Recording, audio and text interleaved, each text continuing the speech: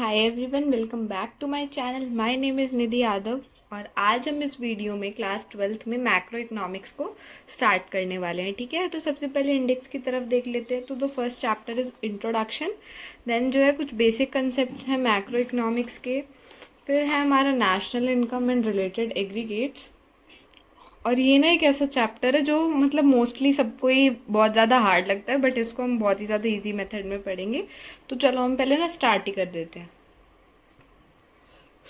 ये जो first chapter है ये है इंट्रोडक्शन। ठीक है, इसमें इंट्रोडक्शन में क्या है कि मैक्रो इकोनॉमिक्स क्या होता है, मैक्रो इकोनॉमिक्स माइक्रो इकोनॉमिक्स से कैसे अलग है, साथ ही साथ में अब हम मैक्रो इकोनॉमिक्स को पढ़ तो रहे हैं पर इसकी सिग्निफिकेंस क्या है। तो देखो सबसे पहले ना बात कर लेते हैं फादर ऑफ जो है इकोनॉमिक्स, तो वो है एडम स्मिथ। ठीक है, तो इसको ध्यान रखना है, ये क्वेश्चन आ भी सकता है, ज़रूरी नहीं आएगा ही, बट हाँ हमें चीज़ों को बहुत अच्छे से ध्यान रखना है।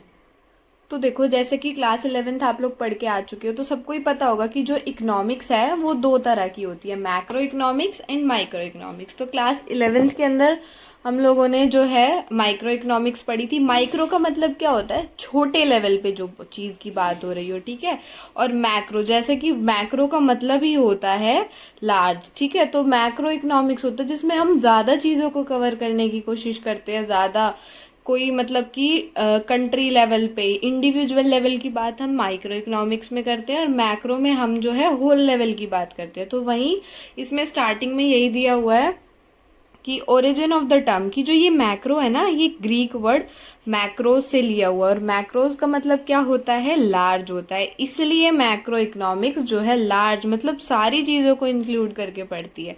ठीक है, तो large means economy as a whole, हम पूरी इकोनॉमी की ही बात करते हैं मैक्रो इकोनॉमिक्स के अंदर। अब बात आती है कि ये मैक्रो इकोनॉमिक्स जो है ये ओरिजिन कहाँ से हुआ था, ये कैसे जन्म लिया था इसने मैक्रो इकोनॉमिक्स ने। तो पहले ना देखो एक इकोनॉमिक्स ही होती थी, ऐसा नहीं होता था कि मैक्रो इकोनॉमिक्स अलग है माइक्रो इकोनॉमिक्स अलग है, पहले ऐसा नहीं होता था। ऐसा कब हुआ कि मैक्रो इकोनॉमिक्स एक इकोनॉमिक्स की सेपरेट ब्रांच बन गई, तो ये हुआ है 1936 के अंदर। तब एक ब्रिटिश इकोनॉमिस्ट जो है जॉन मेनार्ड कीनीज, उन्होंने अपनी एक बुक पब्लिश की थी, the general theory of employment interest and money. ये देखो ये एनसीईआरटी में भी दिया हुआ है, इसलिए हम इस इंट्रोडक्शन को लीव नहीं कर रहे। संदीप गर्ग में इंट्रोडक्शन नहीं है, बट आप लोगों को ये लीव बिल्कुल भी नहीं करना है। ठीक है, फिर बात आ जाती है डेफिनेशन की कि मैक्रो इकोनॉमिक्स जो है वो है क्या। तो जो मैक्रो इकोनॉमिक्स है उसको हम डिफाइन करते हैं एक ऐसी ब्रांच इकोनॉमी की जो स्टडी करती है इकोनॉमिक इशू को, या कोई भी इकोनॉमिक प्रॉब्लम हुई उसको इकोनॉमी के लेवल पे, मतलब एक ऐसे नज़रिए से जहाँ पे पूरी इकोनॉमी की बात हो रही है। देखो एक तो हो गई प्रॉब्लम किसी फर्म में, एक सिंगल फर्म में आ रही है, किसी के घर में आ रही है, तो उसको हम माइक्रो इकोनॉमिक्स के थ्रू सॉल्व कर देते हैं। बट मैक्रो में हम पूरी ही इकोनॉमी को एक लेके चलते हैं, सबकी दिक्कत होती है वो। ठीक है, तो उसका सल्यूशन वो होता है मैक्रो इकोनॉमिक्स में। इसको हम एक एग्जाम्पल के थ्रू समझते हैं कि देखो पहले लिखा हुआ है कि honourable finance minister Nirmala Sitharaman presented union budget for the year 2022-23 in the parliament on February 1st 2022। तो अब देखो ये मैक्रो इकोनॉमिक्स है या माइक्रो इकोनॉमिक्स है, तो ये मैक्रो इकोनॉमिक्स है। क्यों है, क्योंकि जो बजट आया है वो तो भाई पूरी कंट्री के लिए आया है ना, पूरी इकोनॉमी के लिए आया है, तो इसमें इकोनॉमी एज अ होल की बात की है, तो इसलिए ये मैक्रो इकोनॉमिक्स का पार्ट है। आगे हम पढ़ते हैं, एक और एग्जाम्पल है, shares of Paytm's parent firm 197 communication fell to a new all time low on Tuesday after Macquarie group analysis flagged risk from billionaire Mukesh Ambani foray to financial services. अब इसमें देखो एक सिंगल, अगर हम देखें तो मुकेश अंबानी की बात करें तो देखो मुकेश अंबानी की प्रॉब्लम है ना, ये पूरी इकोनॉमी की तो प्रॉब्लम नहीं है, या उनकी जो भी रिलेटेड है वो है, तो ये पूरी इकोनॉमी का इससे कोई वास्ता नहीं है। तो ये माइक्रो इकोनॉमिक्स जहाँ पे इंडिविजुअल की बात हो रही है। अब आगे है कि मैक्रो इकोनॉमिक्स के अंदर आता क्या क्या है, तो एम्प्लॉयमेंट फॉर द रेजिडेंट्स। तो देखो एक कंट्री के अंदर रेजिडेंट्स ही तो रहते हैं। ठीक है, तो उनके एम्प्लॉयमेंट, ये देखो एक इशू जो है वो पूरे लेवल एज अ होल का है, तो इसलिए ये मैक्रो इकोनॉमिक्स के अंदर आता है। फिर growth of output in the economy, की इकोनॉमी के अंदर आउटपुट बढ़ रहा है या नहीं बढ़ रहा है, तो हम फिर से यहाँ पे जो है पूरी इकोनॉमी की बात कर रहे हैं। Then the problem of price rise, inflation or the problem of depression, lack of demand for goods and services across different sectors of the economy। अब इन्फ्लेशन क्या होता है और इन्फ्लेशन कब होती है? इन्फ्लेशन होता है किसी भी कमोडिटी का प्राइस बढ़ जाना उसके डिमांड की बढ़ने की वजह से, ठीक है। अब ऐसा क्यों होता है? अब मानो अगर किसी की इनकम है 150 रुपीज़ और कोई चीज़ है 100 रुपीज़ की, ठीक है, तो वो उसको अफोर्ड कर पा रहा है। अब ऐसे ही मान लो 150 बहुत सारे लोगों की इनकम हो गई, तो उस 100 रुपीज़ की चीज़ को बहुत सारे लोग अफोर्ड कर पा रहे हैं, बट जो डिमांड है वो उसकी लिमिटेड है। मान लो 50 ही वो आइटम, हमारे पास सिर्फ 50 आइटम्स और उसको खरीदने वाले लोग 100 हैं, तो क्या करेंगे, उसके प्राइस को बढ़ा दिया जाएगा। हम उस 100 रुपये की चीज़ को हम उसको 200 कर देंगे। अब जिसके पास परचेजिंग पावर है और जिसको उसकी बहुत ही ज़्यादा ज़रूरत है, सिर्फ वही खरीदेगा। तो ऐसे जो है चीज़ों का प्राइस बढ़ जाता है, तो इसको कहते हैं इन्फ्लेशन। तब हमारे पास रिसोर्सेज की कमी हो जाती है ना, तब इन्फ्लेशन आती है। फिर डिप्रेशन, ये होता है डिमांड्स, गुड्स की डिमांड नहीं हो रही, हम सप्लाई बहुत ज़्यादा कर रहे हैं और डिमांड नहीं हो रही है। ये 11th में डिमांड सप्लाई सब कुछ पढ़ा है ना, ये वही चीज़ है, बस वहाँ पे हम एक इंडिविजुअल लेवल पे पढ़ते थे, यहाँ हम पूरी इकोनॉमी के लेवल पे पढ़ेंगे। तो ये जो है कुछ प्रिंसिपल इश्यूज हैं जो कि मैक्रो इकोनॉमिक्स के अंदर आते हैं, ठीक है।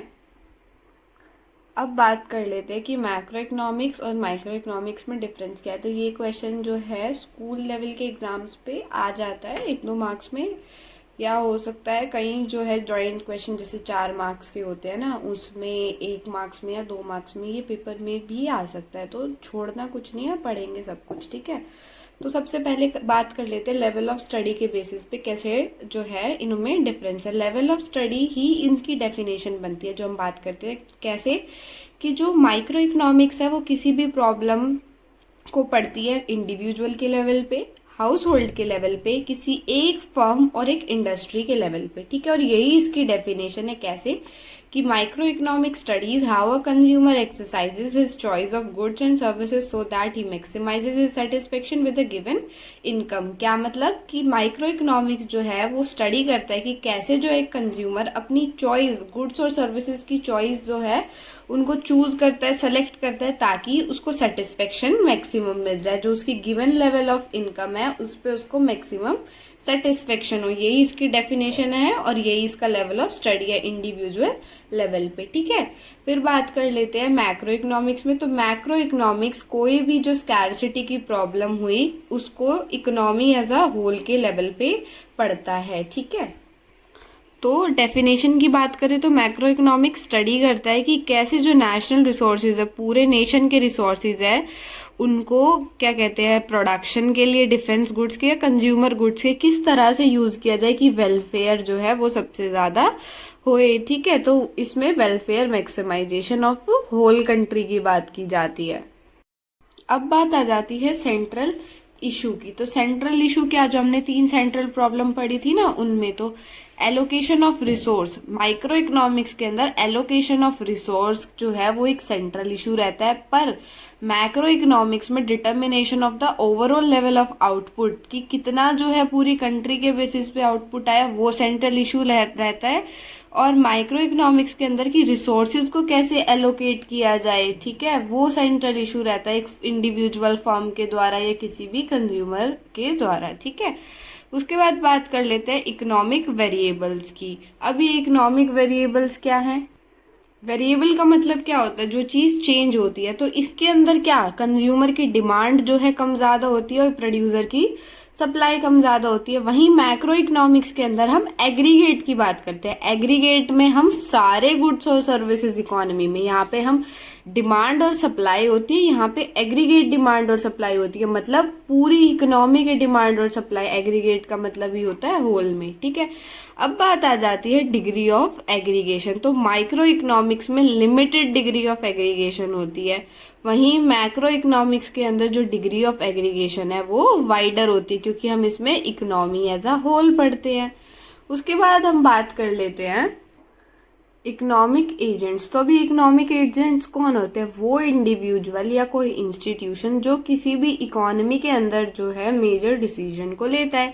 तो माइक्रो इकोनॉमिक्स के अंदर जो इकोनॉमिक एजेंट है वो इंडिविजुअल होता है, ठीक है। कोई भी कंज्यूमर हो गया या कोई प्रोड्यूसर हो गया, वो अपने पर्सनल गेन्स को, अपने प्रॉफिट को मैक्सिमाइज करने की सोचते हैं। वहीं मैक्रो इकोनॉमिक्स में हम जो है वेलफेयर की बात करते हैं, पूरी कंट्री का वेलफेयर करने की। तो यहाँ पे जो है डिसीजन वो कोई इंस्टीट्यूशनल इकोनॉमिक एजेंट्स लेते हैं, जैसे कि आरबीआई हो गया, एससीबीआई हो गया, इसकी फुल फॉर्म है security and exchange board of India, TRAI telecom regulatory authority of India. ये मैक्सिमाइज करते हैं सोशल वेलफेयर को।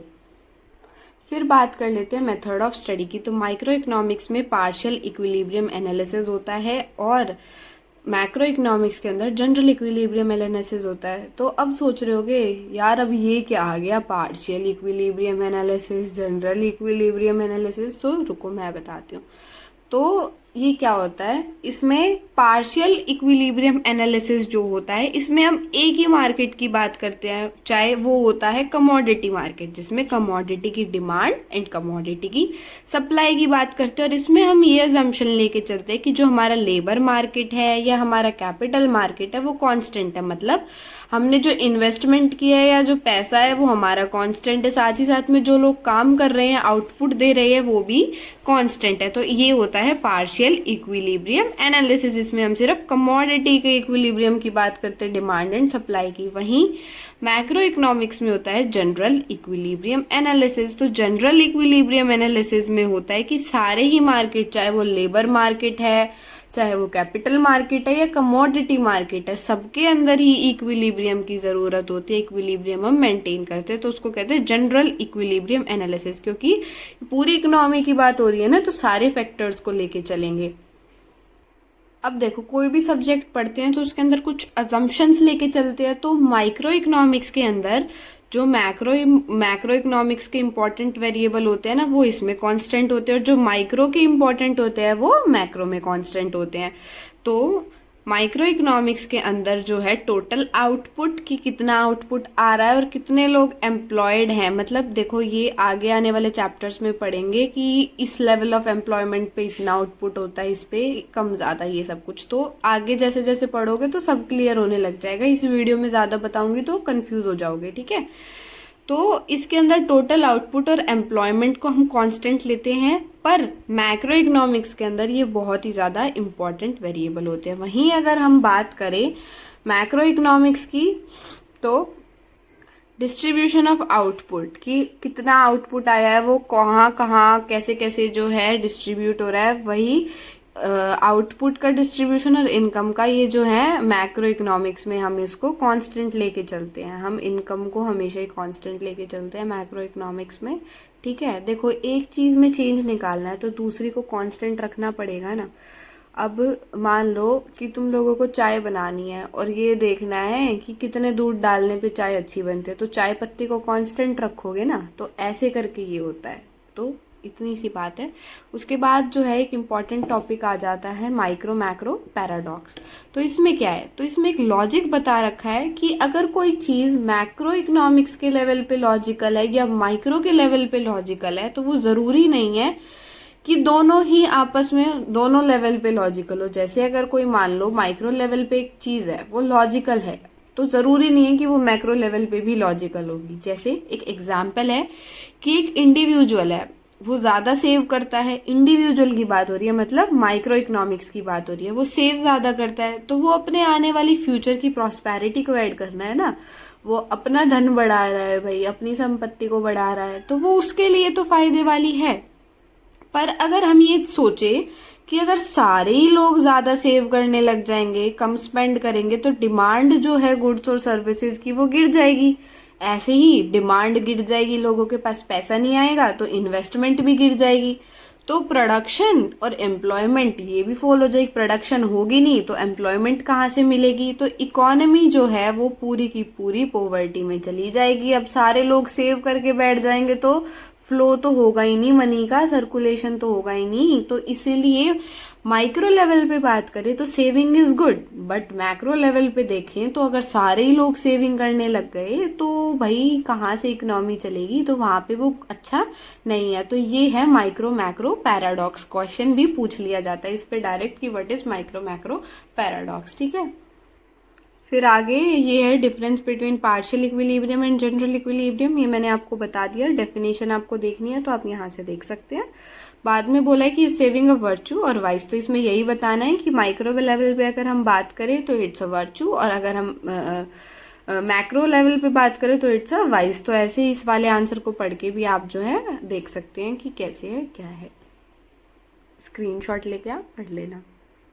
फिर देखो एक बार समझ ही लेते हैं कि आप लोगों को कितना समझ आया कितना समझ नहीं आया। तो ये क्वेश्चंस कर लेते हैं थोड़े से कि और ज़्यादा अच्छी अंडरस्टैंडिंग आ जाएगी। तो सबसे पहले बात करते हैं output produced by A sugar mill. किसी शुगर मिल ने कोई आउटपुट को प्रोड्यूस किया, तो ये देखो ये ना माइक्रो इकोनॉमिक्स का है। क्यों है? क्योंकि इसमें शुगर मिल की बात हुई और शुगर मिल एक इंडिविजुअल फर्म है। हम ये नहीं बात कर रहे कि सारी मिल्स की बात कर रहे हैं, हम जस्ट एक शुगर मिल की बात कर रहे हैं, ठीक है। तो वो आएगी हमारी माइक्रो इकोनॉमिक्स में। अगला आता है inequalities of income in the economy. अब हमने ये पढ़ा था जो इनकम वगैरह की हम बात करते हैं, पूरी इकोनॉमी की बात हो रही है इसमें, तो ये आएगा हमारा मैक्रो इकोनॉमिक्स के अंदर। अगला है price determination of gold jewellery. तो वो फिर से सिर्फ हम गोल्ड ज्वेलरी की बात कर रहे हैं ना, तो ये आएगा हमारा माइक्रो इकोनॉमिक्स में। फिर जनरल प्राइस लेवल। अब ये देखो जनरल प्राइस लेवल की बात कहाँ होती है, जनरल इक्विलिब्रियम पढ़ा था ना, तो जनरल प्राइस लेवल पूरी इकोनॉमी के प्राइस लेवल की बात हो रही है, तो ये आएगा हमारा मैक्रो इकोनॉमिक्स में। सीमेंट इंडस्ट्री फिर से एक इंडिविजुअल है, तो माइक्रो इकोनॉमिक्स में। एग्रीगेट डिमांड, ये तो हमने साफ ही पढ़ा था ना कि एग्रीगेट डिमांड की अगर हम बात करते हैं तो वो मैक्रो इकोनॉमिक्स में आता है। एलोकेशन ऑफ रिसोर्सेज, तो डिफरेंस में भी था कि ये allocation of resources central issue है, वो है माइक्रो इकोनॉमिक्स का। फिर बात आ जाती है consumption expenditure bye a family house hold. एक फैमिली की बात हो रही है, इंडिविजुअल लेवल पे है, तो ये भी माइक्रो इकोनॉमिक्स में। इन्फ्लेशन इन द इकोनॉमी, पूरी इकोनॉमी की बात है, macro economics. Growth of resource in the economy, तो मैक्रो इकोनॉमिक्स, ठीक है।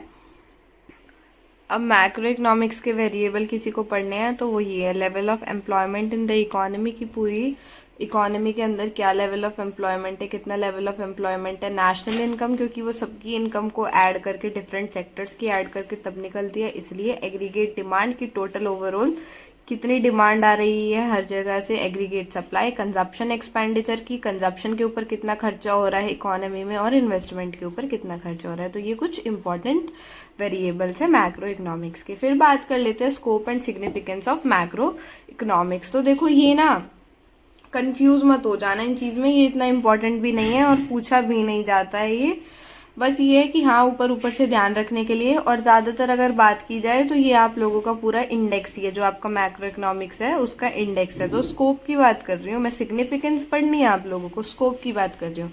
तो सबसे पहले बात आ जाती है कि मैक्रो इकोनॉमिक्स का यूज़ होता है estimation of national income and related aggregates.